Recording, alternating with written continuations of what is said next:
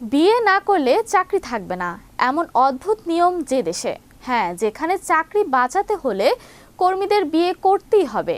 কোথায় রয়েছে এমন দেশ? বিস্তারিত থাকছে ডেস্ক রিপোর্টে। চীনের এক কোম্পানি অদ্ভুত সিদ্ধান্ত ঘিরে শুরু হয়েছে ব্যাপক আলোচনা।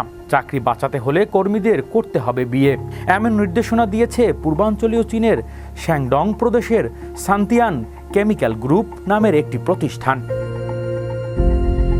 কোম্পানির ঘোষণা অনুযায়ী 28 থেকে 58 বছর বয়সী কোনো কর্মী অবিবাহিত বা ডিভোর্সি থাকতে পারবে না। নির্দিষ্ট সময়ের মধ্যে বিয়ে না করলে চাকরি হারানোরও হুমকি দেওয়া হয়। প্রথমে কর্মীদের চলতি বছরে জুন মাস পর্যন্ত সময় বেঁধে দেওয়া হয় প্রতিষ্ঠানটিতে। পরে সেই সময়সীমা বাড়িয়ে সেপ্টেম্বর পর্যন্ত করা হয়। জানানো হয়, এর পরেও যদি কেউ অবিবাহিত থাকে তাহলে তাকে চাকরিচ্যুত করা হবে। কোম্পানির এমন ঘোষণায় কর্মীদের মধ্যে ব্যাপক উদ্বেগ ও ক্ষোভ দেখা দেয়। বিষয়টি দ্রুত সামাজিক যোগাযোগ মাধ্যমে ছড়িয়ে পড়লে শুরু হয় তীব্র সমালোচনা। চীনের দীর্ঘদিন ধরেই বিয়ের হার কমে যাওয়ায় নিয়ে উদ্বেগ সরকার। তরুণ তরুণীদের বিয়েতে উৎসাহিত দিতে বিভিন্ন নির্দেশনা দেওয়া হয়েছে। সেই নীতিতে অনুসরণ করেই কোম্পানিটি এমন সিদ্ধান্ত নিয়েছে বলে জানা গেছে।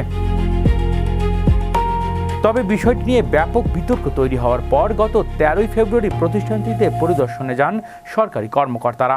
পরে কোম্পানির পক্ষ থেকে জানানো হয়, বিতর্কিত নোটিশটি প্রত্যাহার করা হয়েছে এবং বৈবাহিক অবস্থার কারণে কাউকে চাকরিচ্যুত করা হয়নি।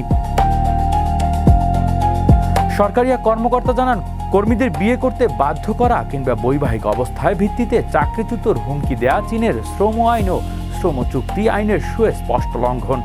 যদিও সামাজিক মাধ্যমে অনেক নেটিজেনরা আবারও কোম্পানির এই উদ্যোগকে প্রশংসাও করেছেন।